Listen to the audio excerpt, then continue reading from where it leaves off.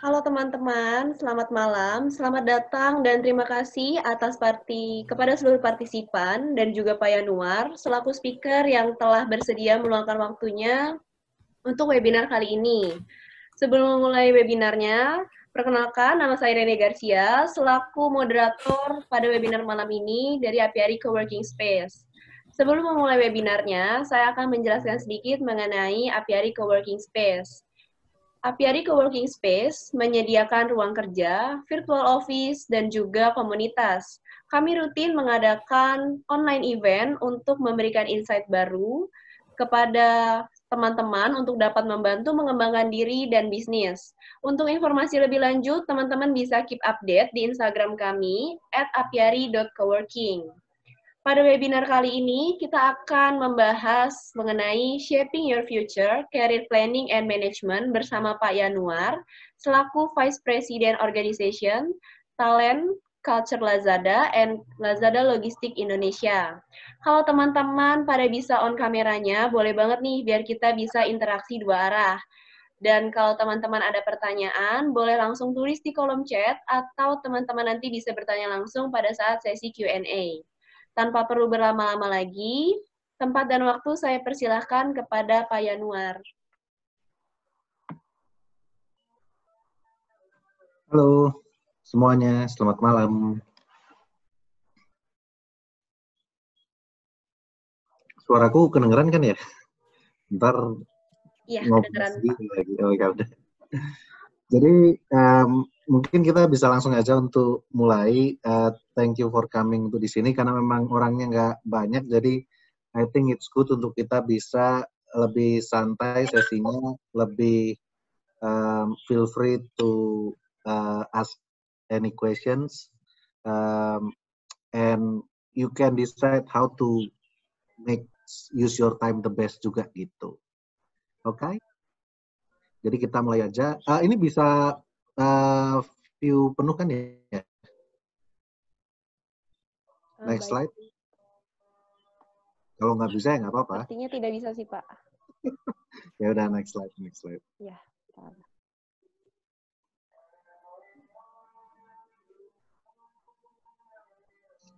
Jadi mungkin a little brief about myself. Jadi sekarang I'm handling di Lazada Indonesia, taking care of organization, talent and culture.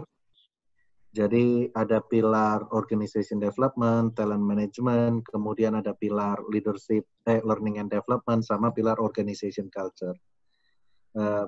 In Lazada Indonesia, one of the e-commerce, part of Alibaba Group. Jadi before di Lazada, I used to work as a consultant di Conferry. I came back to Jakarta itu di 2018. Di 2016 sampai 18, I had a short stint ke Jepang, working together dengan Mitsubishi Fuso. Sebelum itu, I start my career actually di finance sebelum pindah ke HR. Nah, kalau dari kota kelahiran sendiri, originally dari Jogja, makanya waktu kuliah dulu di UGM dan di Melbourne, double degree, and then take my master itu di Jepang. Okay, that's a little bit brief about me. Nah, ini memang yang menarik, really depends ya.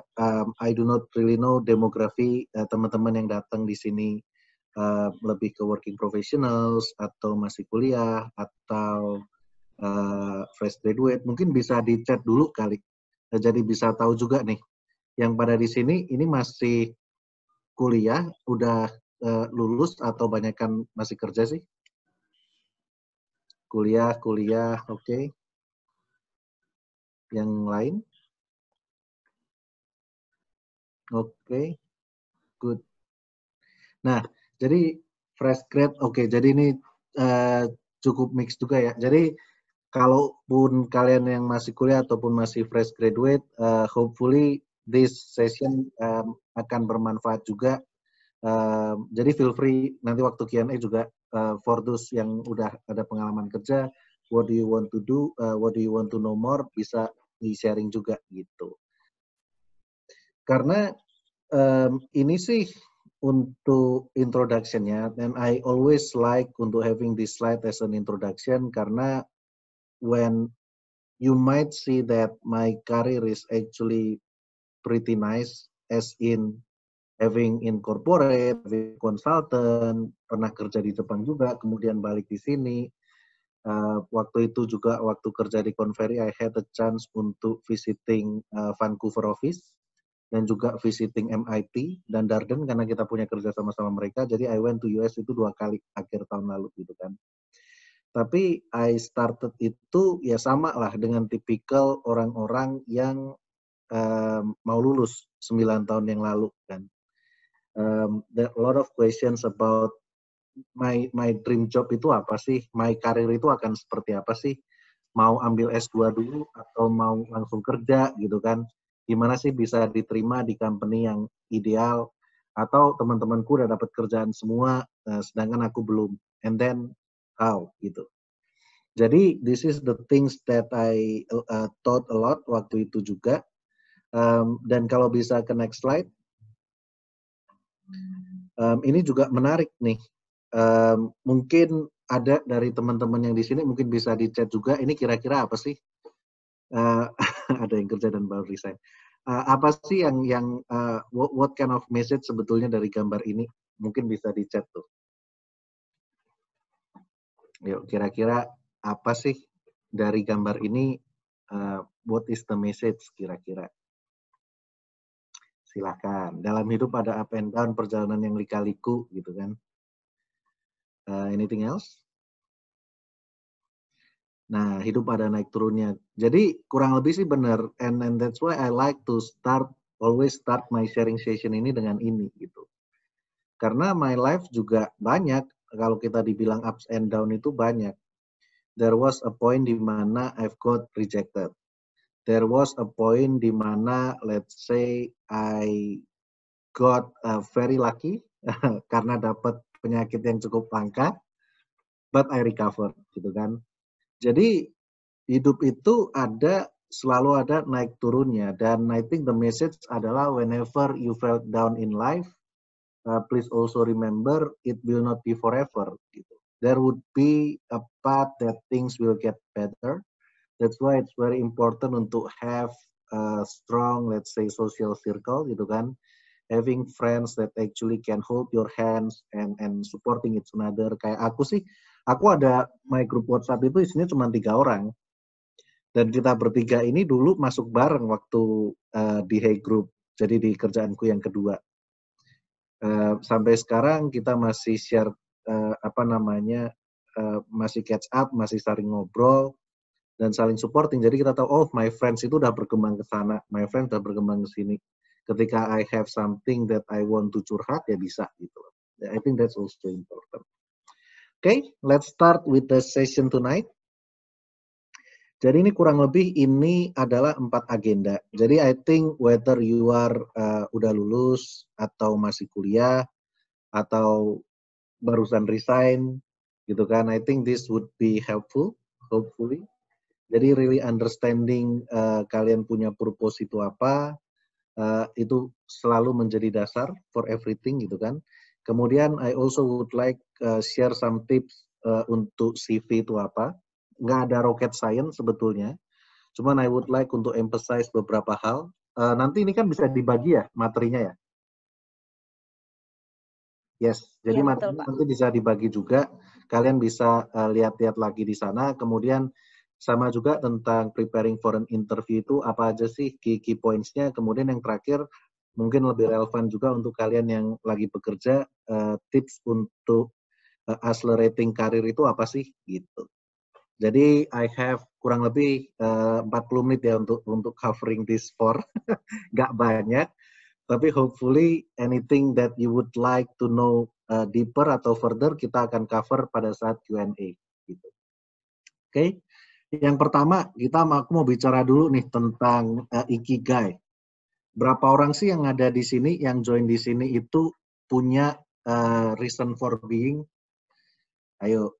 Siapa yang understand his or her ikigai? Silahkan di chat. Yang sudah tulis sudah, yang belum tulis belum. Bisa ada pool nggak sih? Oh, ada pool juga ya? Aku bisa, oh ini tapi ini udah feedback survei ya poolnya. Oke, siapa nih kira-kira yang have your own ikigai? Siapa yang belum? Silakan. Oke. Apakah sudah ada yang punya ikigai? Oke. Nah, menurutku sih ini menarik ya. Ikigai ini, I think it's important for you to have. It doesn't have to be in a very complex framework yang harus lengkap, harus ada everything di sana. At least you can start with a very simple sentences. Apa sih your purpose ini apa in life gitu loh. Dan I think kenapa ini penting, waktu aku kuliah S2 tuh sebetulnya salah satu subjek yang menarik di sana itu yang kita sebut kokurosasi atau personal mission. Dan yang menarik itu all the students ketika kita lulus, kita harus sebutin kita punya personal mission itu apa selama let's say kita punya waktu untuk men-summarize itu 40 detik kalau nggak salah. Jadi kita harus datang ke podium, di podium itu kita bilang my personal mission ini segala macam, baru kita ambil sertifikat kelulusan tuh. Nah, kenapa ikigai ini menjadi penting? Kalau kita bicara ikigai ini sendiri, ini kan terdiri dari 4 hal kan. Jadi understanding things yang kalian sukai, what you love, understanding things yang what you are good at, understanding things apa yang dibutuhkan oleh dunia, dan understanding things what you can be paid for sebetulnya. Kalau cuman ada di misalnya understanding yang kita good at dan kita bisa paid for aja, kalau irisannya cuma 2, itu yang namanya profession tuh. Kalau yang irisannya 3 misalnya ya, irisannya 3 itu contohnya understanding what we can be paid for, what we are good at, dan what we love, gitu kan. Tapi kita missing what the world needs. Itu yang ada di titik yang di kiri nih. Jadi ada satisfaction, tetapi ada feeling of uselessness. Kenapa useless? Karena we might not be able untuk serving apa yang sebetulnya dibutuhkan oleh dunia, gitu. Atau sebaliknya, kita itu bagus terhadap sesuatu, kita serving apa yang dunia ini butuhkan, dan kita bisa dibayar. Tapi itu nggak kita cintai, gitu kan. Jadi bisa jadi kita feeling comfortable, tapi ada feeling of emptiness di sana. Gitu. Jadi, it's very interesting kenapa kita butuh ini itu. Kalau bisa ke next slide, sebetulnya ini ada 4. Kenapa punya purpose is important? Sebetulnya yang pertama itu personal compass that would help you making decision when there is a crossroad. Jadi misalnya pada saat I decided untuk ngambil S2 gitu. At least I know the reason kenapa I'm taking my master. I know the reason why I'm choosing Japan akhirnya dibandingkan dengan yang lain. I know the reason kenapa akhirnya I decided untuk kembali ke Indonesia. Gitu. Karena it always coming back to what kind of purpose that I have, gitu kan. Kemudian yang kedua, ini juga menjadi vision that would keep reminding you when you felt lost in life. Jadi ketika kalian punya purpose, it should be something yang big lah. Jadi ketika kalian merasa lost in life itu, kalian bisa kemudian kembali lagi. You can think bahwa, oh, this is only a temporary challenges. I need to fulfill my purpose in life, dan my purpose itu lebih besar dari ini, aku nggak boleh menyerah. Gitu. Kemudian it also give out daily energy, karena then you are able to understand why you do what you do kan.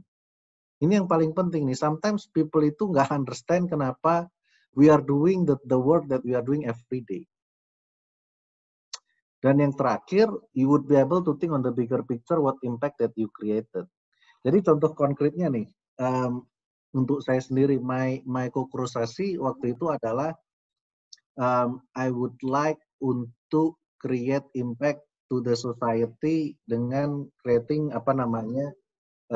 keadilan sosial lah, terutama yang istilah keadilan sosial. How can I make? I would like, because I believe in the people that they have a better version of themselves gitu. Makanya sekarang pun ketika I decided untuk having this kind of sharing session, what I every time I woke up in the morning, itu semua adalah karena I do believe in my work that I'm doing di people team, di HR, di learning and development. It's actually being part of making people become the better version of themselves, gitu kan. Kemudian I also with this kind of the vision, gimana kita mau creating impact to the society, gimana kita mau creating impact, makanya I also have my own goal, gimana sih I can have an accelerated career, sehingga it can be faster for me untuk creating that kind of impact. That's the reason actually why I decided untuk coming back ke Jakarta di tahun 2018. I mean staying in Japan is nice, but then consequences-nya adalah the career movement-nya itu akan slow di sana. Gitu. Jadi sometimes you need to make that kind of choices. I don't say that people who stay in Japan itu salah, enggak, karena again it coming back with your own personal preferences, your own personal purpose itu maunya apa. Gitu. Jadi there is no right, there is no wrong, everyone can make their own decision.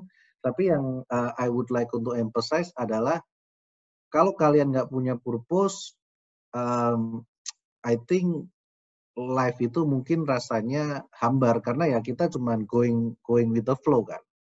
Tapi kalau kita punya something grandeur yang kita mau aim, at least we can plan, oh aku mau nih tahun ini aku mau mencapai ini, tahun ini aku mau mencapai ini. Jadi selalu ada goal yang ingin kita aim ke depannya. And for me it helps a lot gitu. It helps for me making decision waktu aku di konsultan. It was a really nice work gitu kan. I had chance untuk working on international project di Sri Lanka. I had a chance untuk pergi ke US yang tadi aku bilang, working together with MIT dengan Darden gitu kan. I had a chance untuk visiting Vancouver office. But then I make decision untuk move into a new company. Kenapa? Karena then I would like untuk develop myself, betul-betul building up the team gitu. I would like to prove myself that I can create or multiply leaders, new leaders in my team. Itu tuh contohnya. Yang kedua, I would like to really create impact for the employees dengan all the initiative that I'm doing in the company.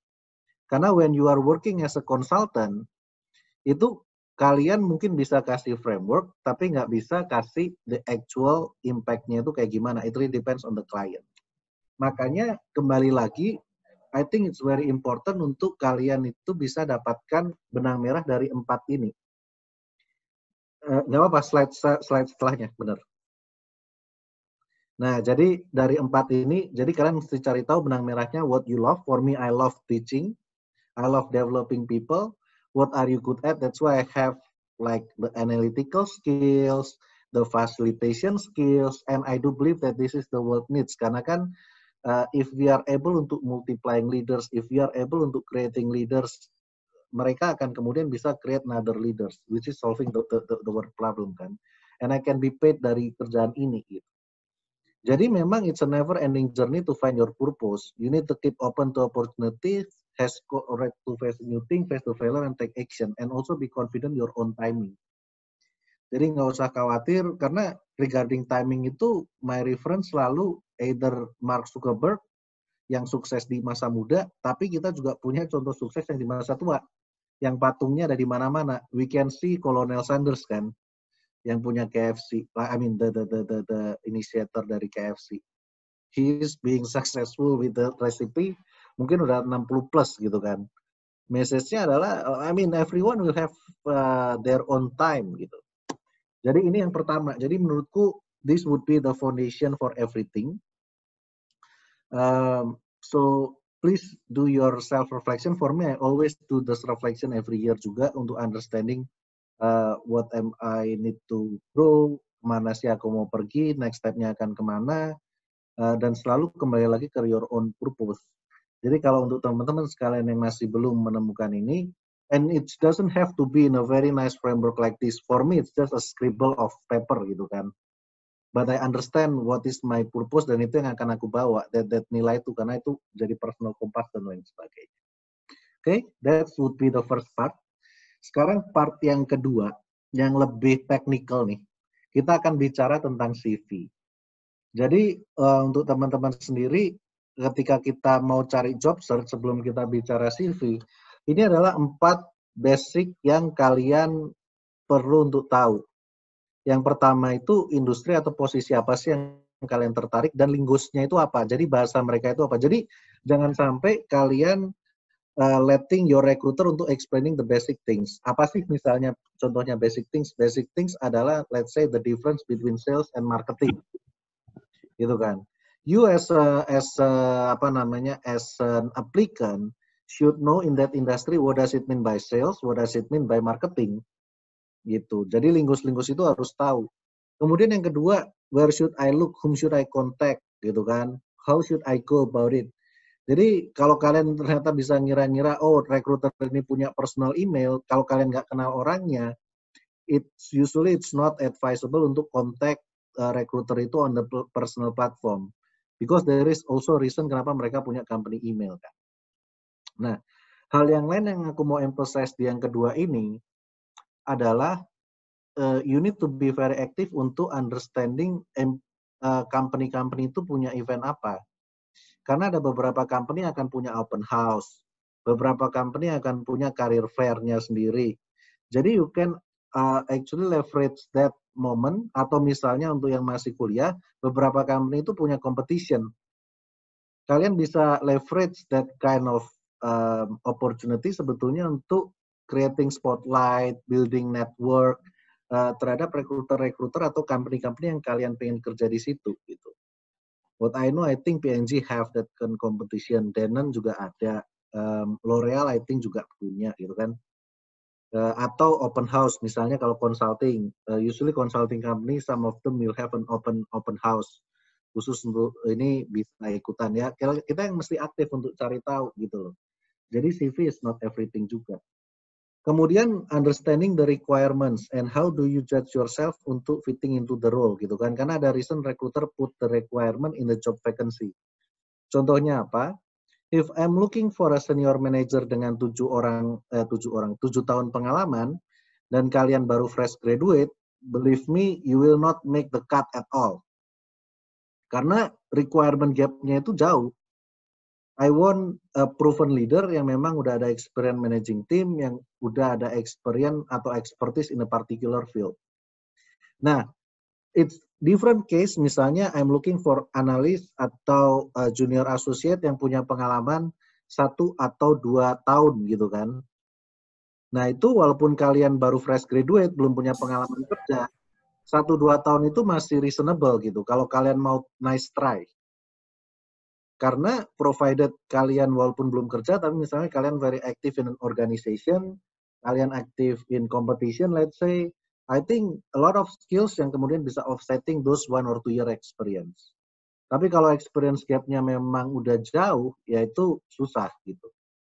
Kemudian yang terakhir itu remember its application that you submitted gitu kan. Jadi my recruiter friend itu, jadi ini materi ini aku dapetin dari temanku waktu dia sharing session nih. I ask my recruiter untuk sharing session di salah satu my mentoring class kan.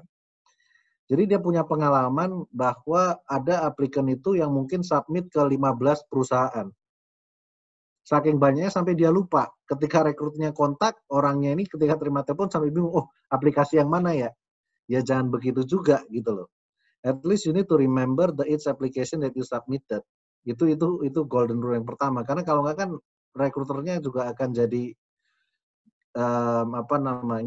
minus point kan. I mean it seems that you don't take the company very seriously gitu.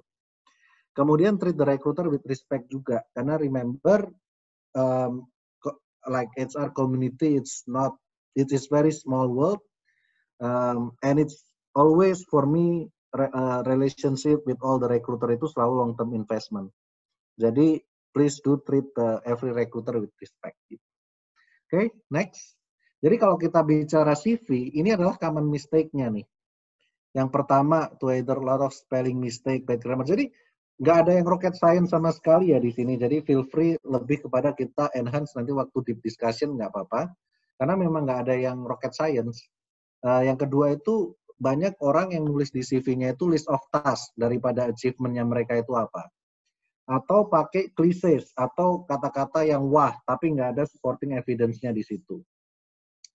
Nah ini yang paling penting nih, jangan pernah lying gitu kan, atau incorrect information. Dan jangan sampai you put incorrect information di kontak, kalian punya kontak gitu kan, emailnya salah, kemudian recruiter nggak bisa kontak, kan sayang. Poor format. Ketika kalian bikin desain itu nggak perlu yang very nice design, unless kalian memang apply untuk desain role kan. Tapi at least in terms of formatting itu ya bikinlah yang rapi lah. Marginnya seperti apa, font size-nya seperti apa, make it konsisten. Nah itu harus dipertimbangkan banget. Kemudian failure to tailor. Jadi kalian nggak tailor your application ke each company. Itu juga jangan gitu. Jadi jangan pernah, my suggestion adalah jangan pernah punya satu CV yang kalian betul-betul lempar ke 15 company exactly the same tanpa kalian tailor. Janganlah gitu. Kemudian job hopping and employment gaps. Ya, it always advisable ketika ada gaps di kalian punya employment itu bisa dijelaskan. Atau not explaining why. Jadi your CV itu kan sebetulnya story about yourself. Ketika orang yang membaca kalian punya CV nggak bisa memahami why you are taking this particular role, why you are moving this industry, itu juga kemudian nggak terlalu appealing gitu. Atau too long gitu kan. Ini common mistake-nya. Kemudian apa sih tips-tipsnya untuk a CV gitu? Next slide.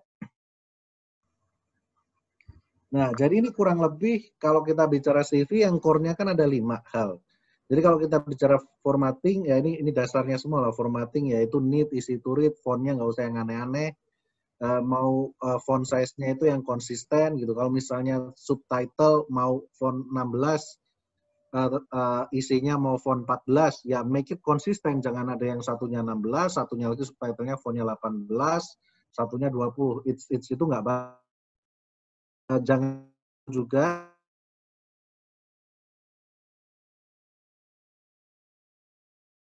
usual kalian punya nama gitu kan. Address itu yang penting itu kotanya di mana. Halo, sorry, suaraku putus-putus nggak ya? Soalnya my internet jadi nggak stable nih. Sekarang udah stabil, Pak. Oh, sekarang udah ya? Ya. Jadi alamat itu nggak perlu detail, misalnya sampai RT, RW, segala macam itu nggak perlu sebetulnya. Your locations, misalnya itu udah cukup sih. Kemudian kalau kita bicara age atau gender atau foto itu optional sebetulnya, unless memang itu part dari requirement. Oke. Kemudian ada profile summary, who are you? Nah, kalau di profile summary kalian yang di atas itu, usually you need to be able untuk answering these 3 question kan.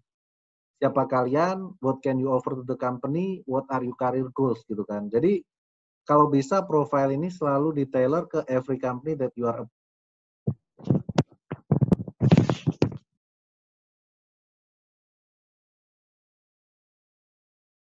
Kalau work experience, nah ini yang aku mau emphasize nih. Itu selalu start dengan reverse chronological order, meaning yang paling baru, paling atas gitu kan. Terus juga work experience itu you need to emphasize your key achievement. Jadi nggak cuman listing kalian punya job task aja. Jadi penting banget kalian bisa emphasize, jadi following formatnya itu kalau kalian mau mendeskripsikan work experience, itu di bullet point, dan selalu pakai format ada verbnya misalnya managing. Kemudian ada objeknya managing team misalnya. Tapi ada objektifnya juga in order to apa gitu. Atau do analysis ini in order to apa gitu. Jadi yang seringkali lupa itu orang seringkali melisting task. Jadi ada verb dan objek tapi berhenti di situ. Objektif atau impact-nya itu nggak ada. Kalau bisa dikuantifikasi itu selalu lebih bagus. Gitu. Jadi yang ketiga ini sebetulnya additional aja. Jadi skills ini juga bagus untuk tailor the section untuk emphasize your skill that meet requirements. Hobbies dan interest-nya juga helpful untuk show how well you fit with the company atau industry. Kalau untuk references, kalau misalnya kalian punya bisa kalian tulis. Kalau enggak, either kalian bisa write available upon request atau dihilangin aja untuk saving space kalau kalian mau pakai space itu untuk yang lain. Karena by default ya pasti recruiter akan atau hiring manager akan minta referensi gitu. Oke. Next. Jadi ini contoh aja, jadi bisa kelihatan kan, ini contoh agak turun dikit nggak, ini kalau nggak salah untuk fresh graduate. Nah, jadi bisa naik, sorry. Yang untuk fresh graduate dulu, nah maksudku. Nah, yang untuk fresh graduate itu, aku kasih contoh, kalian bisa lihat detailnya, tapi beberapa highlight-nya misalnya, kalau dilihat di education, yang di kiri itu kan, kalau kita bicara fresh graduate, yang mau di-emphasize kan education-nya kan. Jadi relevant coursework-nya apa, GPA-nya berapa, itu bisa dibikin yang jelas dan bullet point begini. Kemudian experience di bawahnya, dan experience itu selalu dengan bullet point supaya gampang dibaca. Nah, yang bagian situ tuh. Jadi kemudian kalau kita bicara skills juga dalam bentuknya bisa bar chart yang di sebelah kiri skills-nya. Sama juga dengan language. Sebetulnya lebih powerful kalau kalian bisa cantumkan actual testnya. Kalau misalnya English, kalian bisa tulis advance tapi bisa disupport nih. TOEFL score kalian berapa atau IELTS score kalian berapa gitu. Itu kan juga lebih powerful sebetulnya. Nah, makanya ini bedanya dengan yang kiri dengan yang kanan gitu kan. Kalau yang di bawah yang untuk lebih berpengalaman. Jadi the differences adalah yang di-emphasize itu experience-nya. Jadi bisa dilihat ada experience di situ, tetap ditulisnya di bullet point. Bedanya dengan di kiri apa? Di kiri kan dia tulis akademiknya di awal. Sebenarnya kalau untuk yang berpengalaman sih, ada yang berpendapat bahwa better tulis experience dulu, baru education di bawahnya. Gitu. Kalau yang mungkin more experience ya, kalau yang mid 1-2 tahun ya tetap bisa education di atas lah. It really depends which one yang kalian mau emphasize. Nah, tetap bullet point supaya gampang. Kalau yang lain sih sebelah kanan sama sih, cara dia menulis skills itu better kalau misalnya kita tunjukkan mana yang kita advance, mana yang kita intermediate. Dan yang lebih penting sebetulnya kalau kita bicara skills, please do tailor ini dengan job requirement-nya itu apa. Jadi kalau kalian udah tahu job requirement-nya itu A, B, C, D, E, ya udah skill-skillsnya itu kalian masukin yang sesuai dengan itu. Karena kan kita juga ada ATS kan. ATS itu biasanya ngeceknya dari keyword tuh. Nah, ini kemudian untuk summary-nya aja. Yang tadi aku udah sebutin. Jadi do's and don'ts-nya ini adalah summary-nya. 1 to 2 pages max, make it to the 7 second. Jadi make it interesting supaya recruiter paling nggak baca sampai 7 detik. Understand keywords dari job requirement-nya apa. Dan sekali lagi, CV is about tell convincing story about yourself dengan fakta. Yang lebih penting, explaining your job impact. Jangan cuman punya list of tasks. Kenapa kemudian job impact ini menjadi penting? Karena let's say, kalian punya pengalaman sebagai accounting officer. Job list accounting officer itu di mana-mana pretty much general kan. Recording, bookkeeping, dan lain sebagainya. Jadi kalau kalian cuma cantumin job list, it cannot highlight your achievement comparing dengan other candidates. Karena sekali lagi, CV is about to tell the story about yourself, gitu loh. Jadi kalau kalian bisa emphasizing the impact, nah it actually shows what the impact that you give to the organization. But again, be honest, never lie on your CV. Okay, next. Nah ini yang lastnya aja. Jadi kalau kita bicara CV, CV itu kan yang kita pakai one off ketika kita aplikasi. Nah, live CV kita sebetulnya kita punya LinkedIn profile. Jadi kalau untuk teman-teman, I think LinkedIn is very helpful karena for me, I got my job di Lazada itu dari LinkedIn, gitu. And I usually got offer, barusan kemarin ada ditawarin juga job offer here and there, itu dari LinkedIn tuh. Jadi LinkedIn is helpful juga untuk kalian bisa dapetin peluang di sana. Jadi please polish your LinkedIn profile, complete your profile, create custom URL supaya lebih gampang, terus foto yang appealing, write headline summary yang rocks gitu kan, add your recommendation strategically, manage your endorsement, dan juga be active in LinkedIn lah. At least your work itu updated gitu. Aku kasih juga referensi untuk CV writing yang bisa teman-teman nanti klik untuk melihat in more details gitu. Karena again it's not a rocket science. Kalau ada follow up questions, please do connect me on LinkedIn. Bisa kalian tanyakan di situ, kita bisa ngobrol. Nah makanya kembali lagi, I read a book, ini juga Gary Burnison, CEO-nya Convery, global CEO-nya, makanya dia bilang, kita punya CV itu it's not enough, kita punya resume it's not enough. Karena apa ya, you need to understand bahwa know yourself itu penting, jadi ikigai itu penting. Resume it's only like 10%. You need to be able to tell a story, ya kan? Great story conveys on who you are. Dan again, di every interaction itu kalian mesti fokus ke ACT. Being authentic, making connection, and giving people a taste of who you are. Either it's on your CV, either it's during your interview, during your interaction dengan people, and so on and so forth. Please always remember the act. Gitu. Oke? Karena waktunya nggak banyak, aku akan go touch for the interview nih. Nah, kalau kita bicara nih, kalau kita udah tentang CV dan kita mau bicara tentang interview, menurutku ini adalah lima hal yang penting. Jadi mungkin with the limited time, aku nggak akan go through in detail, aku akan emphasize key point-nya. Yang pertama, ada beberapa job itu ada pre-testnya. Jadi ada online testnya. Jadi yang penting kalian harus tahu itu, please do Google and check pre-testnya di company yang kalian apply itu apa. Biasanya big company have a lot of sample online test ada di Google. And karena kalian mesti do practice, karena kalau nggak practice itu akan susah. Dan yang kedua, emphasizing itu yang nomor 3 tuh. Kalian mesti tahu deadline-nya kapan dan berapa allocated time untuk kalian ngerjain itu. Karena mungkin ada beberapa company ini bisa di post, bisa di continue, tapi ada beberapa company strict ini harus begitu kalian start sampai end itu nggak boleh putus. Jadi kalian cuma punya waktu 1 jam untuk finish all the test.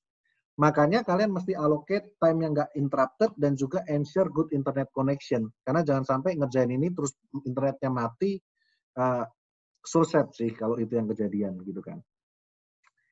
Jadi kalau kita bicara preparation, ini aku kasih beberapa tips. Jadi kalian bisa baca and take notes. It's very simple.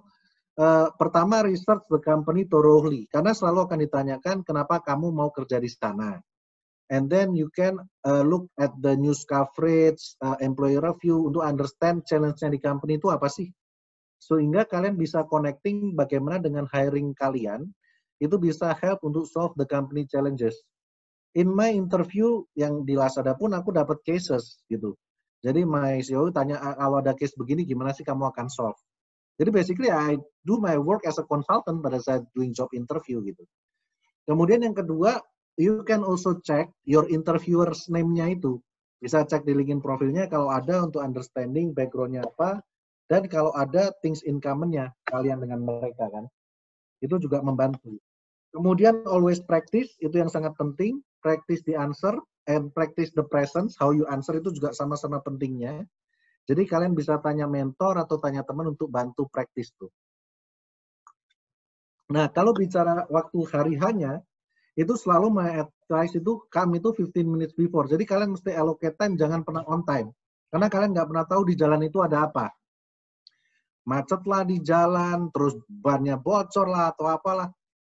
Well, I had experience untuk come very late and it cost me a job, tapi ya Tuhan punya rencana. Aku diterima di tempat yang lain dan that's part of the bigger things. Tapi jangan pernah telat lah, itu that's the message gitu kan. Kemudian dress appropriately and match with the company culture. Jadi kalau di bank ya jangan pakai yang baju yang casual gitu kan. Kalau di startup you can be more casual. Jadi it really depends. Do the search, ask the people, ask your senpai, ask your senior yang kerja di sana. Kemudian yang penting itu smile and exude confidence during the interview. Karena smart it's not enough, tapi your personality itu juga sama pentingnya gitu. Oke? Jadi ini beberapa tips perbedaan antara online dengan offline interview. Jadi kalau kita online interview yang paling penting itu background kalian itu jangan sampai terganggu. Jangan sampai interview tahu-tahu ada sepupu yang lari-lari di belakang. It's very distracting. Jadi bisa cari quiet place atau kalian bisa kasih tahu keluarga kalian nih, I will have interview jam segini, tolong jangan diganggu gitu kan. Kemudian yang kedua yang penting itu familiar dengan tools-nya. Jadi kalau kalian pakai Zoom, Google Meet, Webex, kalian harus tahu tools apa yang dipakai. Dan kalau kalian mesti sharing presentation itu gimana caranya? Gitu. Jadi jangan sampai udah pada saat interview baru bingung nih. Jadi bisa tanya tuh, bisa nggak practice dulu. Kemudian double check the tech. Jadi have a backup internet connection itu juga penting. Jadi kalau misalnya wifi ku mati, aku bisa pakai phone untuk battery. Nah kalau offline interview ya harus tahu interview location-nya di mana. Take necessary stationery, ya usually it's being provided, tapi kan untuk backup ya kita siapin lah yang basic. Kemudian calm yourself before the interview. Jadi jangan terlalu terintimidasi. Be yourself. Remember always the ACT, authenticity, connect, and give a people a taste of who you are. Maximize your body language. Remember 7, 38, and 55% principle. And don't forget to smile and make eye contact to the interviewers. Dan yang terakhir yang mau aku sebutin ini sebenarnya untuk online interview juga works. Jadi jangan lupa untuk mengatakan terima kasih at the closing session. Dan kalau kalian mau follow up email bilang thank you, I think that would be a plus point juga gitu. Oke? Next. Nah, ini juga menarik nih. Interview HRD dengan interview user. I think the basic things adalah bedanya. Kalau di HRD itu lebih untuk understanding your personality. Kalau di interview user itu lebih kepada understanding your technicalities, your technical expertise. Jadi, yang aku mau emphasize adalah berapa sih, maybe banyak yang familiar dengan behavior event interview. Mungkin aku mau chat juga behavior event interview, kira-kira ada yang udah pernah dengar? BEI, behavior event interview, yang pernah apa pengalaman yang udah kerja gitu kan, atau yang sedang having some experience in the job interview. Ada yang familiar dengan behavior event interview? Bisa di chat, oke. Nah, udah ada satu tadi yang jawab Star atau Andreas. I think you are very familiar dengan itu. Jadi intinya sih kalau kita bicara BI ini lebih kepada recruiter would like to know, karena basic prinsipalnya past performance akan predicting future performance. Jadi ini pertanyaan-pertanyaan misalnya ketika kalian harus ceritakan your past successful accomplishment misalnya. Sebetulnya the best way untuk approaching that kind of questions itu dengan STAR framework. Jadi kalian explaining situasinya apa, task-nya apa, action-nya apa, dan result-nya apa, sehingga itu menjadi achievement kalian yang paling tinggi. Jadi as a hiring manager itu kita less likely untuk tahu, oh misalnya kalian cuma jawab, kita pernah juara robot gitu kan. We less likely untuk mau tahu your achievement, tapi yang kita mau tahu sebetulnya adalah what did you actually do gitu loh. Jadi ketika kalian menjelaskan pada saat interview, how you can achieve that kind of the achievement, itu selalu dengan kata ganti saya. Karena kita mau tahu nih, kompetensi kalian. Jadi it's not about team yang lakukan, tapi betul-betul you as an individual, kontribusinya itu apa. Itu yang ingin kita gali pada saat interview. Makanya itu sangat penting ketika kalian ada pertanyaan, misalnya ada pertanyaan tentang, tolong jelaskan kalau ada situasi seperti ini, situasi yang paling menantang di masa lalu misalnya. Nah itu kayak gitu tuh. Jadi strukturnya pakai STAR, situasinya seperti apa, tasknya kalian apa, actionnya apa, resultnya apa, dan selalu dijelaskan dengan portion kalian itu ngapain di situ. Seringkali mistake-nya itu yang ada menjelaskannya dengan kata kami, atau grup saya, atau tim saya. It's very difficult for me to understand sebetulnya kalian itu perannya apa. Itu yang mau aku emphasize nih di sini. Oke, bisa next slide. Jadi sama, ada referensi untuk job interview. Jadi kalau yang tertarik dengan consulting, itu little bit different. They have their own way untuk do the case interview. Aku kasih di sana. Kalau yang tertarik dengan pertanyaan-pertanyaan yang aneh, itu ada linknya juga di situ. Jadi misalnya pertanyaan yang aneh, kenapa tutup got itu bundar, bukan kotak gitu kan. Kalau referensi yang lain juga ada di situ. Jadi teman-teman bisa baca juga. Dan memang kalau kita bicara, nah ini 7, 38 sama 55 principle itu pada saat kalian interview, pada saat kalian presentasi, voice atau tone dan juga body language itu juga sama pentingnya. Jadi kalau in the virtual setting you can use your head gitu kan. Jadi jangan sampai juga ini backgroundnya ini I think little bit distracting karena my hands kan menghilang. Jadi kalian bisa leverage juga bagaimana pakai body language itu. Kalian aturin voice atau tone pada saat kalian menjelaskan. Kapan harus emphasize, kapan harus tinggi, kapan harus ada pause, kapan harus ada slide pause, diam gitu 1-2 detik gitu kan untuk emphasizing things. Itu penting banget. Jadi next slide ini aku kasih tips, ini kalian bisa baca sendiri juga. Beberapa hal itu sebetulnya yang bagus yang mau aku emphasize itu selalu open posture, jangan close posture. Smile itu very helpful, kemudian cara kalian melihat arms and hands gitu kan, selalu melihat in the eye. Kemudian mirroring your interview itu juga impactful gitu. Jadi ini teman-teman bisa baca Dan lastly untuk closing this session, ini adalah 5 tips untuk kita mau advancing your career. Jadi kalau kalian udah masuk di dalam perusahaan, jadi ini perjalanan dari journey-ku sendiri sih. Yang pertama itu kalau kalian mau punya karir yang advance itu kalian harus understanding your unique value proposition. Jadi nggak cuman kalau kita mau bikin bisnis aja kita harus tahu USP, unique selling point kan. Tapi we as an individual kita harus tahu nih, kita punya strength itu apa sih? Unique values yang kita miliki apa sih yang orang lain nggak punya? Sehingga kita bisa selalu lebih daripada yang lain. Itu penting banget. Kemudian know what you want to achieve. Ini juga penting karena ini akan selalu motivasi kalian untuk do better. Kalau misalnya kalian punya goal untuk aku harus promosi sekian tahun. Aku harus menambah responsibility selama sekian tahun. Jadi kalian bisa melakukan self-reflection on a yearly basis, apakah dengan karir track yang sekarang itu, are you able untuk achieving that particular goal atau enggak? Atau it's time for you untuk move out, gitu kan. Kemudian be proactive and exceed your target. Kalau kita mau advancing our career, nggak ada lagi cara yang lain selain kita ya meeting up our KPI, bahkan melebihi our KPI. Dan selalu penting untuk be proactive itu penting banget. Karena proactivity adalah skills yang nggak semua orang punya gitu loh. Jadi jangan, terutama untuk kalian yang masih kuliah gitu kan, atau yang baru mau awal-awal kerja, believe me, kalau kalian proaktif, jangan tunggu disuruh apa baru kerja, itu values-nya itu gede banget di perusahaan. Having initiative, having ownership gitu kan. Nah, waktuku nggak banyak, jadi aku akan closing sebentar untuk yang di sini, 1 or 2 minutes gitu kan. Jadi itu yang penting banget tuh. Kemudian yang keempat, understanding organization politik. I don't advise kalian untuk main politik. Tapi it always important untuk understanding who's having the power.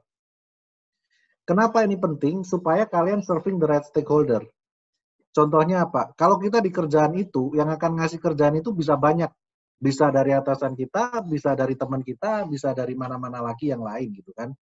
Kalau kita nggak tahu who is impactful to our career, kita bisa salah nih prioritinya. Kita bisa serving teman kita terus, tapi atasan kita itu nggak tahu. Jadi atasan kita selalu menganggap kita itu nggak perform. Padahal waktu kita habis untuk serving our peers yang mungkin itu it's not the right priority gitu loh. Jadi itu penting banget tuh.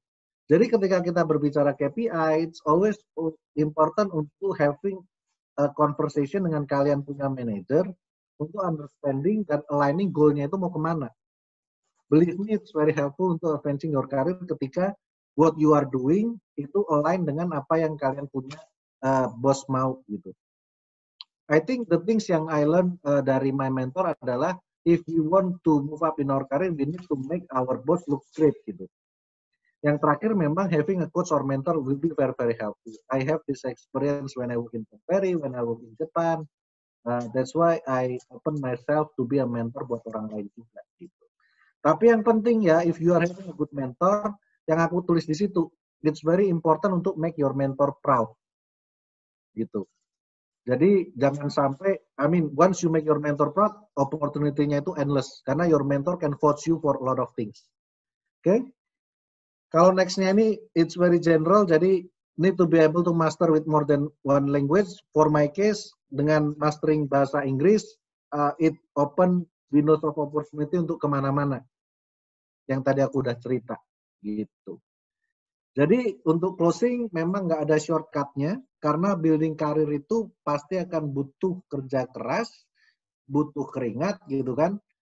Jadi kita harus selalu persisten dan nggak pernah menyerah. Jadi itu penting banget, makanya kalau ada yang bilang, kemarin waktu aku sharing session ada yang bilang nih, Pak gimana sih kalau kita ada pertanyaan tentang kita punya strength, tapi kita belum tahu untuk menjelaskan secara confident karena kita nggak tahu strength kita apa. Aku tanya sama dia, kamu sekarang ada di semester berapa? Oh, aku ada di semester 5. Dan aku bilang ke dia, then you understand kalau kamu masih punya 18 bulan atau 3 semester, karena kan biasa lu semester 8 kan, untuk build the strengths that you would like to convince gitu kan. Jadi ketika kalian lulus, kamu bisa saying your strength itu dengan confidently.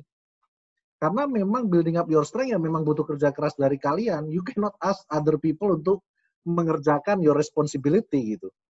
it's tough, it fierce. Dunia kerja itu tough and fierce. Jadi you need to be able to show yourself why you are better among the others.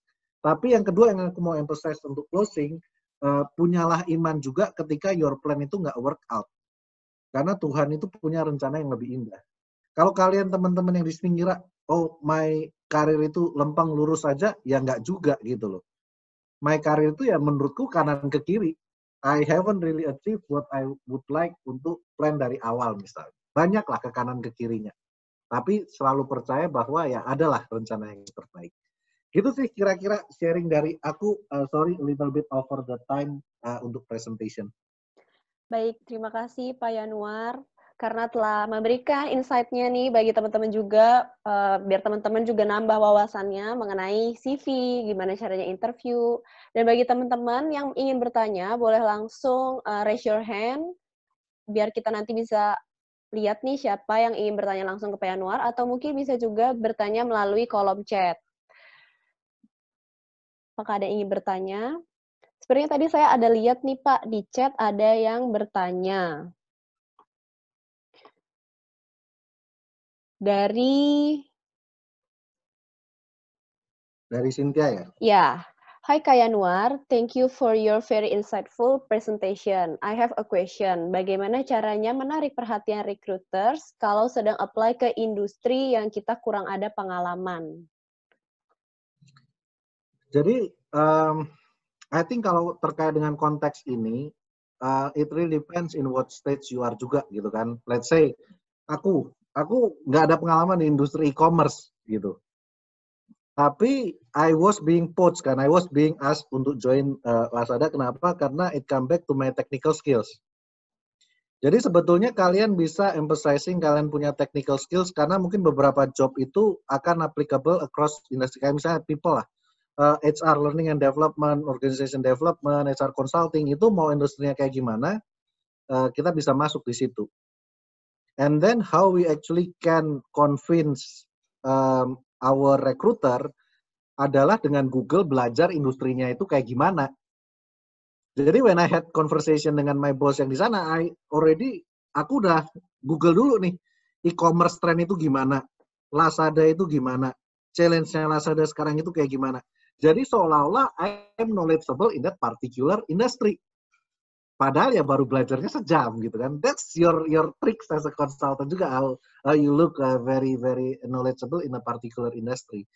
Jadi I mean, kalau menarik perhatian rekruter, kalau konteksnya kalian udah dipanggil untuk job interview, please do Google and understanding that particular industry itu karakternya gimana, challenge-nya gimana, company-nya posisinya sekarang kayak gimana, and so on and so forth. Sehingga pada saat interview, the recruiters seems kalian itu punya industry knowledge, gitu. Tapi kan ya nggak bisa hiding lah. I mean, you also need to be honest. I have limited knowledge on this industry. Nggak bisa terus kalian bilang I'm the expert on this industry, aku tahu segala macam. Enggak. Kalian bisa bilang I have limited knowledge of this industry, but what I know adalah bla bla bla bla bla bla gitu. Nah, kalau kalian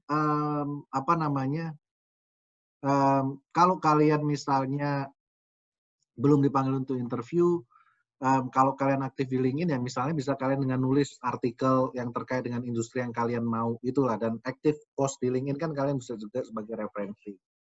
Karena atau di CV kalian bisa ditulis nih pada saat kalian nulis profile summary, kenapa sih kalian interested in that particular industry yang company kalian mau apply itu. Supaya recruiter juga tahu interest kalian itu kenapa.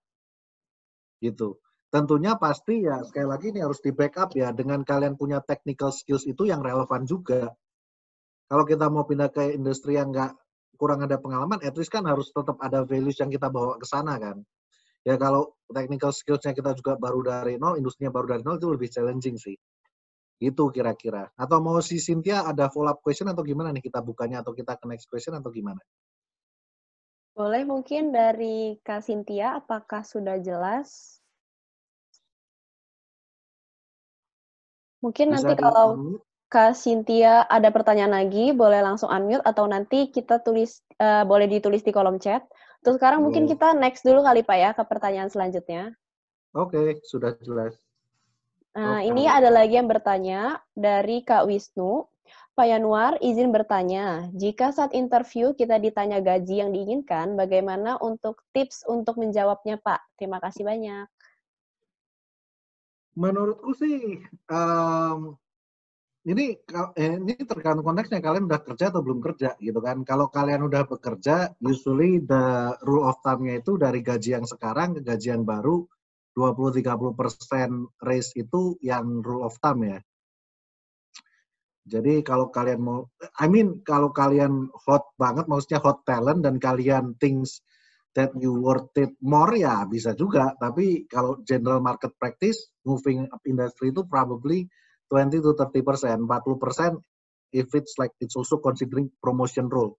Jadi kalian dipindah di hijack ke perusahaan lain tapi dengan role yang lebih tinggi itu bisa sampai 40, let's say 50%. Tapi that's the generic rule of thumb. Jadi kalau let's say pekerjaannya mungkin masih mirip-mirip 20-30% with slightly more responsibility. Tapi kalau plus promotions, jadi kalian misalnya sekarang masih associate, kemudian di hire as a manager gitu kan, itu bisa 40% tuh, let's say 50%. But that's varies across industry, varies across company. Another cara yang lain adalah ya kalian ini trying untuk tanya teman-teman yang kerja di industri yang sama. Ya kalau kalian punya teman yang kerja di company yang sama dan mau willing untuk share dia punya range gaji ya silahkan aja. Tapi kalau enggak ya at least ada teman-teman yang kerja di industri yang sama bisa tanya, range gajinya di tempat kalian itu kira-kira gimana sih? Jadi kita bisa dapat juga gambaran dari teman-teman kita itu kira-kira gaji di tempat yang kalian mau masuk itu berapa. At least my suggestion adalah ketika ditanya tentang gaji ya give range saja. And that range mesti something yang reasonable gitu. Jadi doesn't have to be like one number, tapi kalian bisa kasih range. Misalnya, paling saya ingin gaji adalah range dari yang sekarang kurang lebih 20-30%. Atau kalau kalian merasa udah ngobrol dengan teman-teman bisa nih sampai 40%, ya kalian bisa ngomong, paling enggak at least sekian, tapi I expect mungkin bisa 40-50%, let's say. Something like that sih menurutku. Oke, berarti itu harus Ladies dilihat tuh, dulu kali Pak ya, dari background-nya seperti apa, background kitanya, terus kita sesuaikan juga sama teman-teman kita yang bekerja di industrinya gitu kali ya. betul, kalau rule of thumb-nya itu tadi 20-30% biasanya, kalau plus promotion mungkin bisa sampai 40%, tapi it's really very about industry ya. Namanya juga rule of thumb. Dari Wisnu gimana? Udah jelas atau mau ada follow up? Udah jelas Pak, makasih. Oke. Oke. Kita lanjut ke next pertanyaan ya Pak. Ini ada dari Kak Fedrik. Kak Fedrik ingin bertanya, from HR point of view, sekarang masih banyak company yang suka bertanya di interview mengenai seputar why are you most suitable than the others candidates dan sebagainya yang ingin related to other candidates. Sedangkan kita tidak tahu kandidat yang lain itu seperti apa. Sebenarnya poin apakah yang dicari di balik pertanyaan seperti ini? Oke. Nah ini ini kalau menurutku ya, ini kalau nanti yang lain di sini mungkin ada yang lebih experience dari sini mau nambahin jawabanku juga boleh. Menurutku sih ini kembali lagi ketika kita tanya why you are more suitable adalah lebih kepada ada beberapa faktor yang ingin aku gali. I'm putting myself as a hiring manager. Yang pertama, I would like to know your motivation atau aspiration. Kenapa sih you have I need to choose you among all the other candidates. Jadi it doesn't necessarily mean you need to compare with the other candidates, tapi lebih kepada I would like to understand your own motivation itu apa sih? Apakah itu strong enough sehingga I should pick you among the other people? Itu yang pertama. Atau yang kedua, yang ingin aku mau cari tahu adalah your unique skills. So ya kembali lagi kan, always back how you want to accelerate your career itu selalu you need to be able to stay unique kan. You need to be able untuk maintain your strength point atau competitive advantage, your unique value propositions. Jadi menurutku sih dua itu. Jadi in terms of the technical expertise, kenapa kamu itu lebih better dari yang lain. Yang kedua, I would like to see more on the personal view-nya. Jadi your aspiration-nya sendiri itu kayak gimana gitu. Gitu sih kira-kira Frederick. For myself kira-kira itu sih. Ketika ada pertanyaan why are you more suitable ya. Udah jelas atau mau ada follow up question? Dari Kak Fredrik mungkin, apakah sudah jelas? Oke. Ya, sepertinya sudah cukup jelas ya, tadi Pak Yanuar menjelaskannya cukup detail. Sekarang kita akan lanjut Ada ke... yang raise hand nih, ada yang raise hand. Oh iya, boleh. Berarti dari Resen dulu ya, Pak. Ini soalnya ada satu pertanyaan lagi yang di kolom chat. Oh gitu. Iya, ini Yang raise kita hand boleh, nanti kita dari balik ke chat. Luis Prasetyo. Dia ingin bertanya, apakah boleh share view Bapak mengenai fenomena kutu loncat? Berapa lama idealnya stay di satu perusahaan hingga pindah? Bagaimana cara menginisiasi pertanyaan recruiters bila ada periode kerja hanya berkisar 1,5 sampai 2,5 tahun per company? I think, nah ini kalau ada kutu loncat itu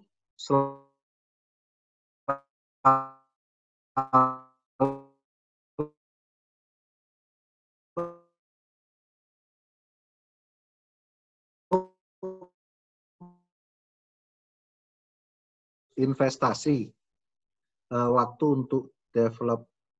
Halo, suaraku hilang ya? Ini udah jelas, Barusan. Pak. Iya, tadi sempat terputus. Oh iya, sorry. Kalau kembali lagi ke yang tadi, yang kutu loncat itu, selalu ada kekhawatiran for me as a hiring manager misalnya, I like this candidate, tapi kalau aku rekrut this candidate, nanti 1 tahun hilang gitu kan. Atau 1 tahun, 1,5 pindah. Padahal I already invest my time, my knowledge, and everything untuk developing this candidate gitu kan. Kalau untuk mensiasati pertanyaan recruiter sih sebetulnya you need to be able untuk explain why you make that kind of move. Jadi your story of yourself-nya itu apa, itu kalau untuk mensiasati pertanyaan recruiter. Cuman the things adalah ketika kita lihat di CV orang ini sering pindah-pindah, itu kemudian jadi 50-50 chance untuk manggil ke interview gitu loh. Itu poin yang pertama sebetulnya. Nah, kalaupun kalian dipanggil, kalau untuk mensiasati ke recruiter, sebetulnya caranya adalah creating the story, the nice story why you make that particular move. Misalnya, oh ternyata in this company aku merasa mentok, I cannot develop anymore, sehingga I tried untuk move ke that company, and then in this company I love everything, but I felt ya apalagi I have get a better job and in new company it's open with a more responsibility, moral dan lain sebagainya.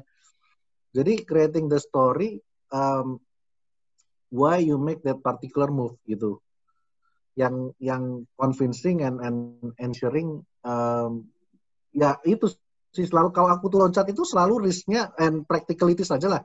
Kalau kalian sebagai hiring manager, kalian mau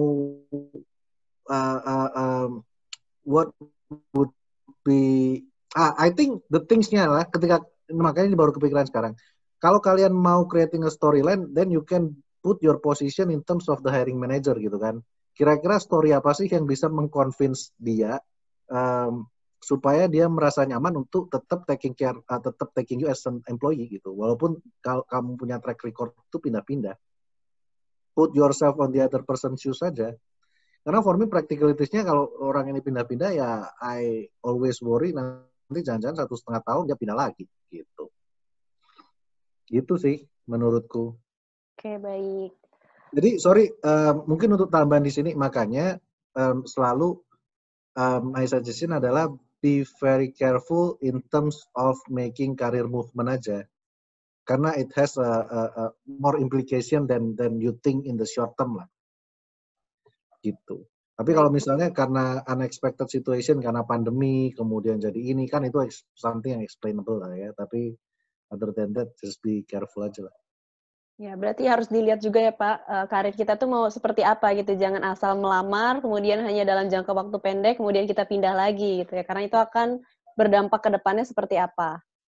Ya sih, I mean unless you know kembali lagi lah, unless you know your ikigai, your purpose, it helps you making decision. Tapi yang aku ingin sampaikan, jangan karena by impulse saja, jangan karena oh ini nih kemudian buru-buru making decisions gitu. Oke, baik. Talk with your peers, talk with others gitu. Dan kalau memang ternyata ini bagus untuk you punya career progression, ya maybe it's not wrong gitu kan, tapi ya in our decision selalu ada implication saja lah. Oke, terima kasih Pak. Kemudian ada lagi nih Pak, boleh saya persilakan kepada Kak Andreas, ingin bertanya langsung ke Pak Yanuar. Malam Pak Januar. Malam. Oke, yang mau saya tanyakan mungkin lebih ke ini ya, apa namanya, dari karir, jadi mungkin background saya mungkin kurang lebih sama kayak Pak Januar, yaitu dari konsultan.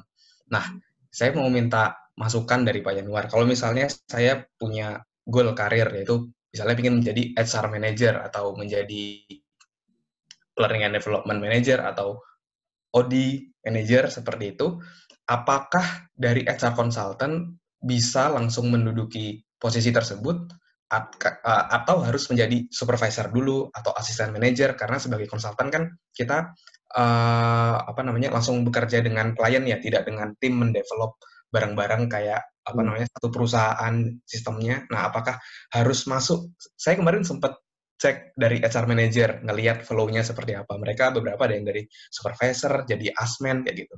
Nah, saya mau minta pandangan dari Bapak sih, dan saran dari Bapak. Baiknya apakah bisa langsung menempati seperti itu, atau harus lewat tangga supervisor atau asmen dulu sebelum jadi manajer? Thank you, Pak Januar. Thank you Andreas. Ini Andreas juga ahli yang masalah job interview begini-begini nih. Bisa jadi dia lebih expert dari diriku nih. Saya belajar banyak dari Bapak. Jadi kalau untuk jawaban yang itu, kalau kita di pekerjaan consulting, and then apakah kemudian kita bisa langsung ke HR manager? Sebetulnya jawabannya adalah, I think it also depends a lot bagaimana kita build our consulting career gitu kan. Karena for me myself, I build consulting career itu mungkin udah let's say hampir 4-5 tahun gitu kan. Jadi it's not a short period juga. Dan buktinya diriku tuh bisa gitu loh. Well, I mean, and I think that's the things yang aku memang part dari my ikigai, kenapa aku pindahkan dari consulting ke corporate, karena memang I want to prove myself that I can create leaders. Jadi I can develop my team. Makanya waktu di company yang lama itu sebetulnya my level like associate principal itu harusnya ada team member gitu kan, karena I was newly promoted tapi nggak dapat tim, belum dialokasikan team member gitu kan. Jadi I find juga gimana sih caranya, I really want to prove myself kalau bisa kok aku develop orang lain, makanya I make this move. Tapi memang my suggestions adalah you need to learn from your bosses how they manage the people. Sehingga you can take the learnings when you have your own team gitu. Karena at the end of the day yang dinilai itu adalah maturity kita as a leader sih. Kalau kita bicara managerial roles, sebetulnya yang akan dinilai itu maturity kita as a leader. Gimana kemudian kita mampu untuk membawa tim kita itu bekerja secara optimal. Sekarang misalnya contohnya, when I move dari sini, tahu-tahu I'm taking care of the VP, awalnya ada 2 analis, terus my senior manager masuk 1, satunya lagi masuk 1, aku punya 4 orang, by November ketambahan 5 orang lagi gitu kan. Jadi kalau misalnya I did not perform, tentunya pasti my boss juga nggak akan trusted aku bisa taking care sebanyak ini gitu. Mungkin timnya akan dipecahkah atau apakah gitu kan. So I think the key adalah you need to when you are acting as a consultant, I think you need to polish yourself. Gimana you need to lead team, although it's still informally. Gimana kamu bisa ensure bahwa all the team member itu bisa, misalnya your junior punya, bisa learn from yourself, gitu kan. Bagaimana your junior punya, how you divided the task itu effectively. Jadi a lot of things itu walaupun kamu nggak punya formal structure itu bisa practice. Banyak hal tentang leadership itu it's about practice sih. Dan mengelola orang it's a totally different field daripada being a specialist. Gitu sih kira-kira Andreas. Jadi for me apakah harus supervisor atau assistant manager dulu? I don't think so. Tapi the things adalah when you have interview dengan usernya, when you have interview dengan HR-nya, you can convince them bahwa you are mature enough untuk ready untuk memanage team. And you can actually take the example how you actually manage your team di consultant team, walaupun kamu nggak punya formal dotted gitu loh. Tapi you can share how you actually manage the team so that the team can work effectively, how you grow your junior, what the feedback discussion that you did with the team member, dan lain sebagainya gitu. Oke. Satu lagi boleh, Mbak? Ya, boleh. Silakan. Sama satu lagi tadi kan terkait LinkedIn tadi ya, Pak Yanuar mendapatkan beberapa offer dari LinkedIn. Nah itu secara spesifik, apakah Pak Yanuar sering post konten kayak gitu atau gimana? Tadi juga saya lihat sih dari LinkedIn-nya juga dari struktur kalimatnya juga ya ada in order tuh, ada saya lihat juga dipakai di LinkedIn juga ininya in order tuh. Nah, apakah Pak Yanuar ada rutin posting konten kah seminggu sekali atau berapa kali habitnya, atau hanya dari CV yang di LinkedIn aja itu udah cukup untuk menarik recruiter untuk memberikan offer ke Pak Yanuar? I think that's an interesting question. Sebetulnya for me kalau dulu itu aku lebih aktif di LinkedIn itu baru belakangan ini justru. Tapi I mean it helps a lot gitu. Kayak misalnya nih, and I think the things adalah you need to start small. I think message-nya tuh cuma di situ aja sih. Tapi dulu walaupun aku nggak seaktif itu di LinkedIn ya ada aja lah tetap ada aja. Terutama kan selalu ada bulan-bulan di mana headhunter itu bergerilya cari orang gitu kan. Itu juga ada. Tapi I think kalau kalian lebih aktif di LinkedIn itu helpful a lot. Kayak misalnya nih, kayak dengan aku aktif di LinkedIn belakangan ini kan usually I post konten itu I try untuk bikin seminggu 2 kali atau ya latest seminggu 1 kali lah posting post yang yang helpful buat orang-orang. Dulu paling aku ngepost konten itu paling yang nge-like berapa 30, 40, 50. Sekarang kalau aku post sudah bisa sampai lumayan lah, bisa 100 lebih gitu kan. Karena I try juga mana sih konten-konten seperti apa yang paling cocok. Tapi kemudian dari hal itu yang aku juga cukup misalnya kita harus mulai aktif. Kayak misalnya aku mulai ngobrol-ngobrol kayak gini ya, sharing session begini. Dulu aku starting dengan my team member, aku tanya, ada nggak sih? Jadi dia mulai kenalin tuh komunitas mahasiswa di Bandung, alumninya dia. Mau nggak aku ngisi di sana? Oke, aku ngisi di sana. Kemudian aku ngisi di yang lain-lain. Kemudian itu jadi roll out gitu loh.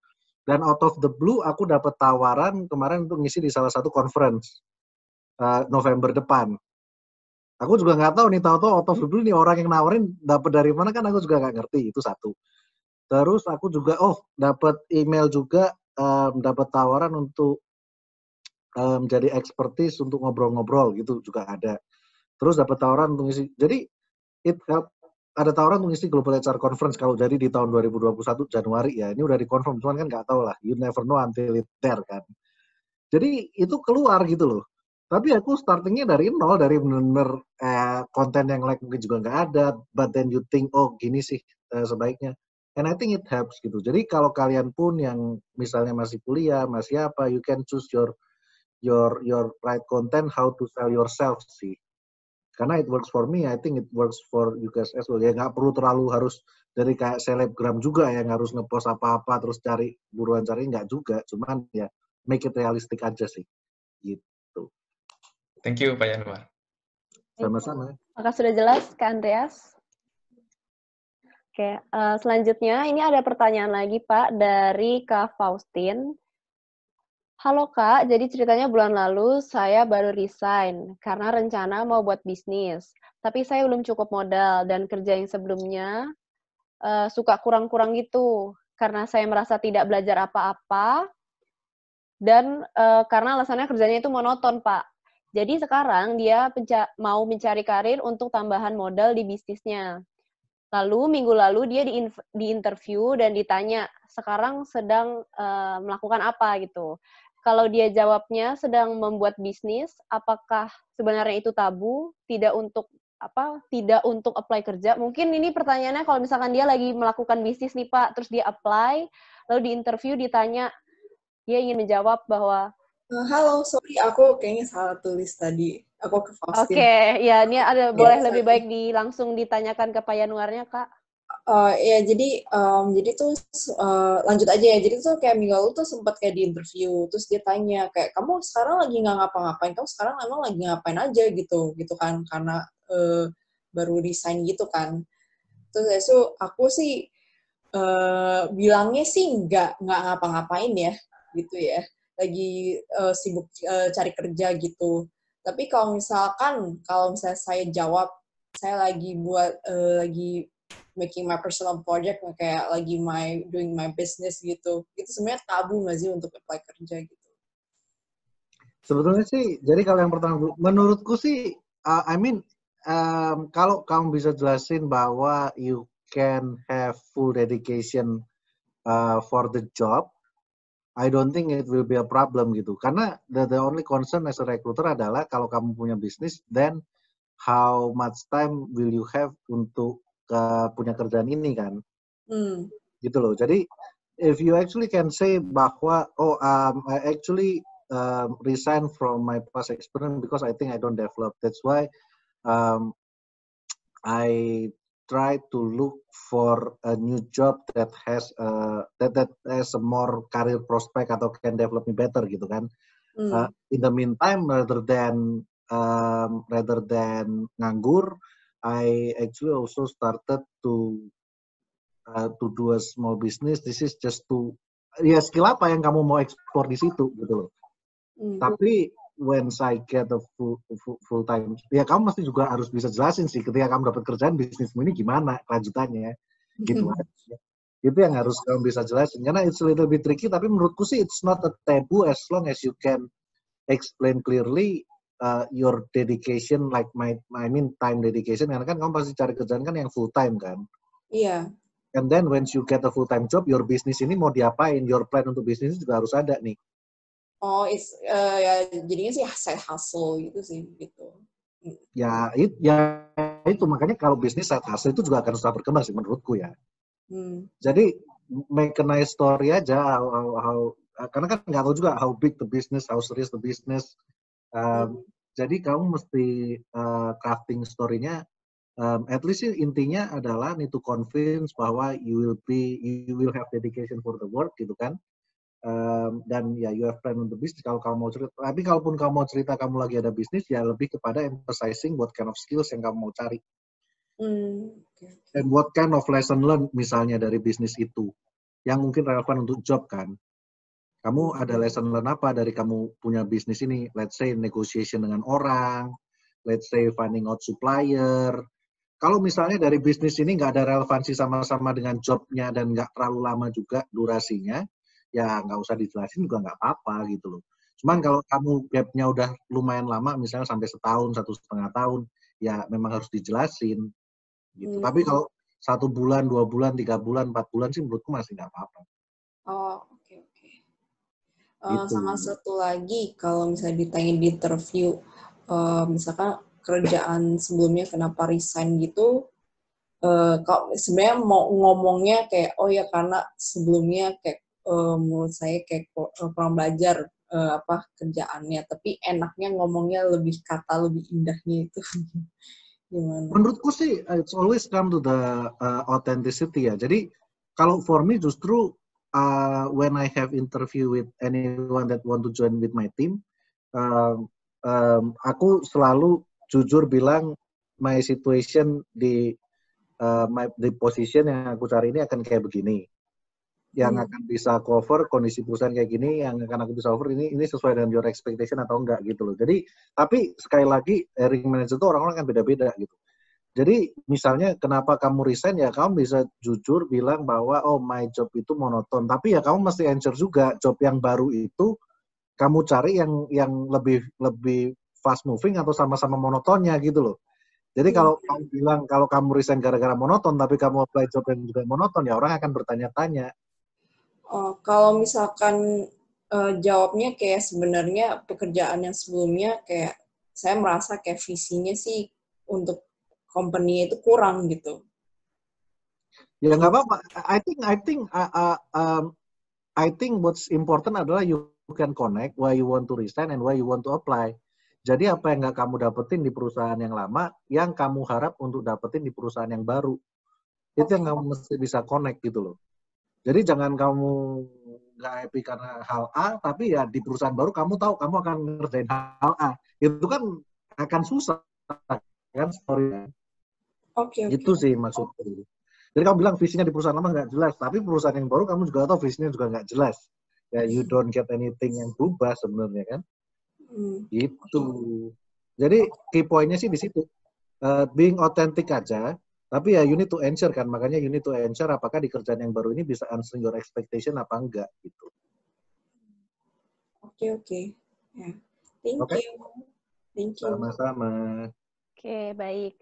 Karena kita sudah mendekati penghujung acara, maka ini akan aku pilih satu pertanyaan dari Amalia.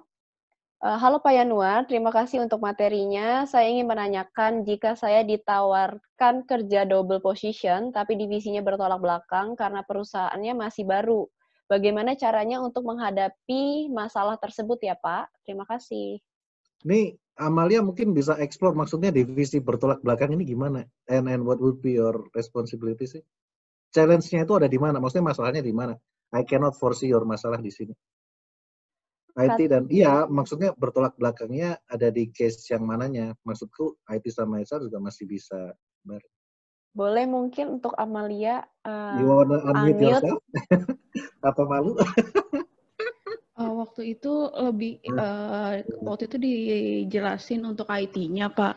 Cuman untuk HR-nya mereka nggak ngejelasin sih Pak. Karena mereka cuman kayak nawarin ke saya kalau nanganin bagian HR bisa juga nggak gitu Pak.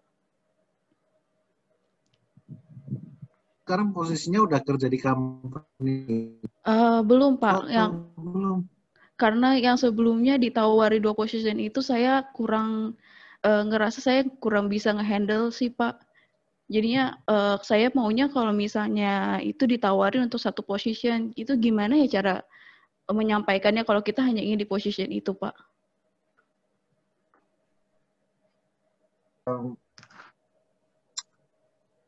The more responsibilities itu learning curve-nya itu masih besar gitu loh. Dan I think you are still young kan? Ya kan? I mean, when you are young, ya for me, I always say ketika ada opportunity ini, what you need to think adalah how you can apa namanya sukses di dua-duanya gitu. Jadi ya walaupun kamu nggak tahu HR-nya apa, IT-nya apa, everything itu bisa dipelajarin gitu loh. Tapi you need to set your mindset straight dulu dari awal bahwa kamu bisa.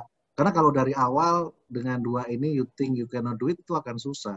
Jadi kalau menurutku sih my suggestion kalau memang kamu mau and for everyone yang ada di call ini, if you would like to accelerate your career, itu memang it will come up dengan ya pasti responsibility yang lebih gede gitu kan. Challenges-nya itu juga lebih gede, that you are doing adalah lebih daripada hal yang lain. I think, tapi ya kalian harus tahu limitnya itu betul. Tapi for me sih, if you get this kind of challenges, menurutku you need to think gimana kalian bisa strive di dua-duanya. And if you need mentor to talk to, mentor to ngobrol, ya carilah mentor itu gitu.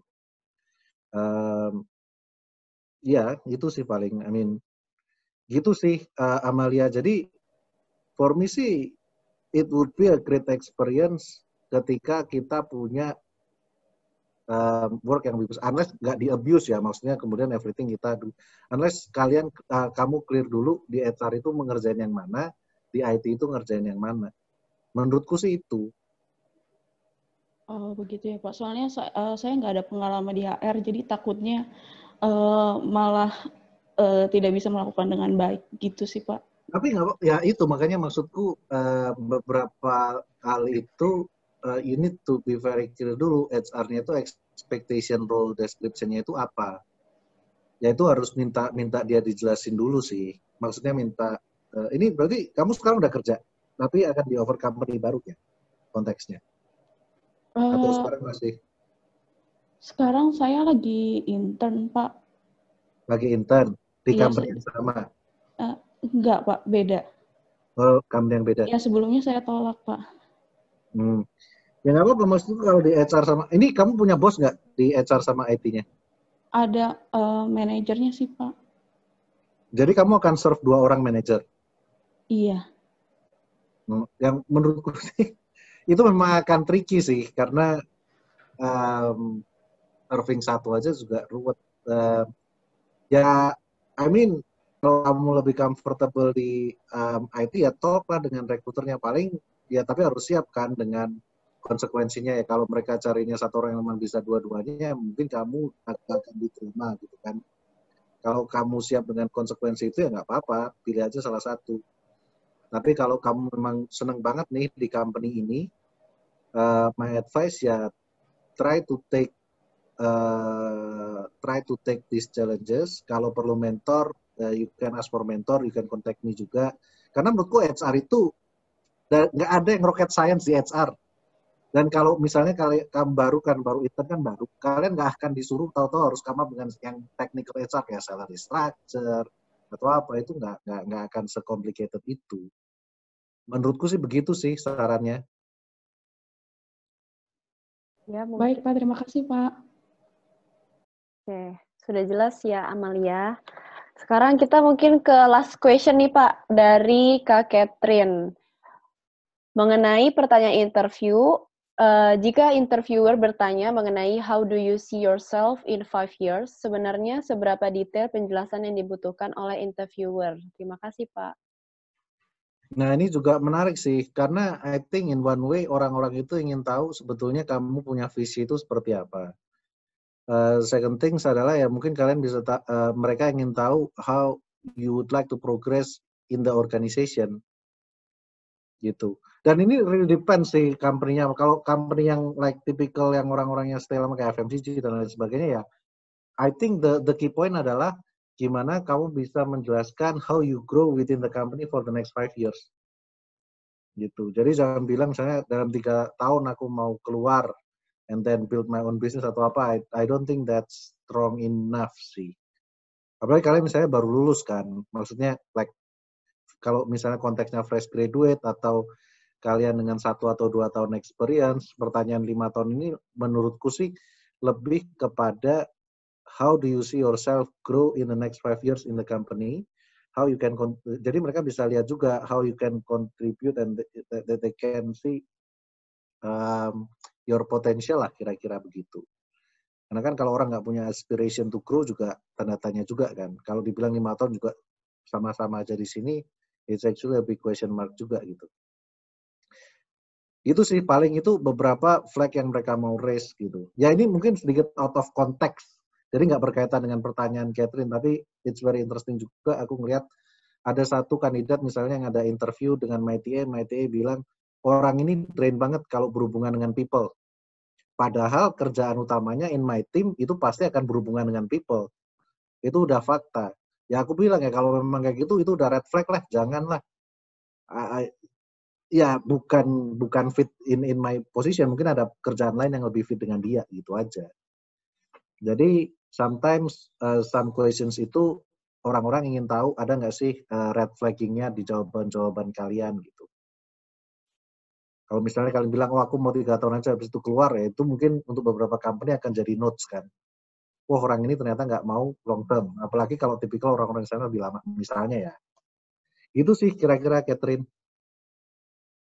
Ya, berarti ini harus kita lihat dulu kali Pak ya, emang titik awal mulanya ini harus dari planning tadi yang udah dari tabel yang Bapak presentasikan, apa yang disukai gitu. Ini karena semuanya mengarah ke depannya nanti akan seperti jadi apa gitu.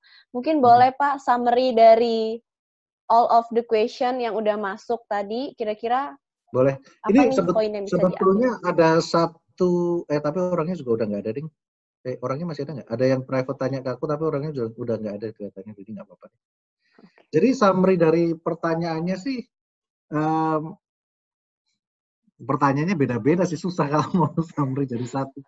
Maybe in general gitu Pak. Intinya sih in general, I think whatever we are in our career gitu kan, having this understanding, misalnya understanding kalian punya passion mau kemana, kemudian understanding tip and trick dasar dari CV, dari job interview, kemudian understanding the basic concept, gimana sih kita mau accelerating the career. Semua ini akan bermanfaat ketika kalian implement sih. Jadi selalu pertanyaannya adalah ketika ada 5 kata gitu kan, 5 kata duduk di pohon. 4 kata itu berkeinginan untuk melompat. Nah, ada berapa kata yang masih ada di pohon? Nah, kira-kira bisa dicet. Jadi ada 5 kata ada di pohon, 4 kata berkeinginan untuk melompat. Nah, jadi yang masih ada di pohon itu ada berapa? Ayo, silahkan. 5 mungkin, Pak. Tetap 5 baru ingin doang. Jadi ya sama. Jadi all of the sharing yang aku sharing di sini ya kalau kalian nggak pakai ya nggak akan berguna gitu. I think it needs practice. Terutama ketika bagian yang accelerating career. Betul-betul kalian itu understand strength kalian ada di mana. Kalian itu perlu understand bahwa kalian itu punya goal-nya itu mau seperti apa. Betul-betul harus bisa exceeding the KPI. Aligning your KPI. Gitu. Having mentor, having coach, itu ngebantu banget gitu. Jadi mungkin itu sih summary dari diriku. Jadi kalau masih ada pertanyaan dari kalian yang nggak kejawab di sesi ini, feel free to connect me on LinkedIn, DM diriku aja. I'll try untuk answer all of your questions. Kalau ada yang mau having a deeper mentoring session, usually I juga open some session juga gitu. Oke, baik. Terima kasih banyak Pak Yanuar atas sharing-sharingnya dan atas tadi insight dari pertanyaan-pertanyaan yang sudah ditanyakan oleh teman-teman. Dan terima kasih juga kepada teman-teman atas pertanyaannya. Dan aku mau minta waktunya sebentar nih teman-teman, karena kita ada feedback form melalui polling. Teman-teman bisa isi sekarang karena ini aku udah launch pollingnya.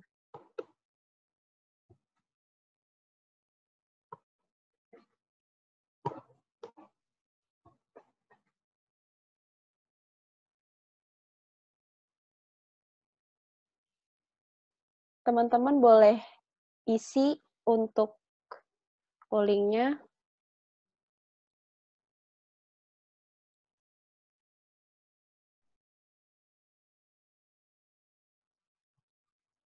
Baru 2 orang yang mengisi.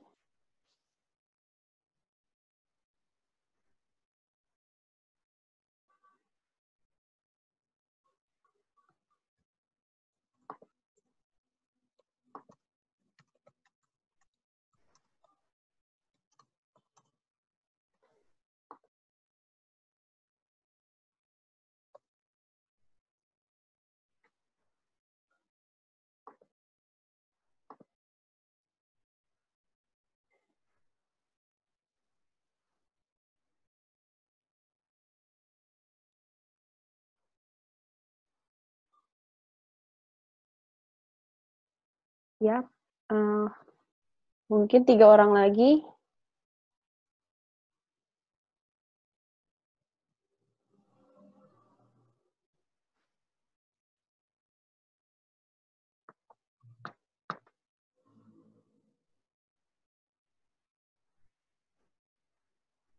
Ya, oke.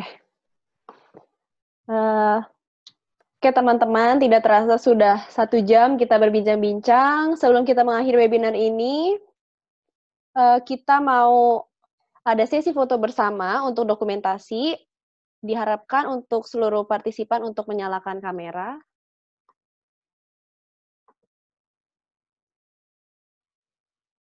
Boleh teman-teman untuk menyalakan kameranya.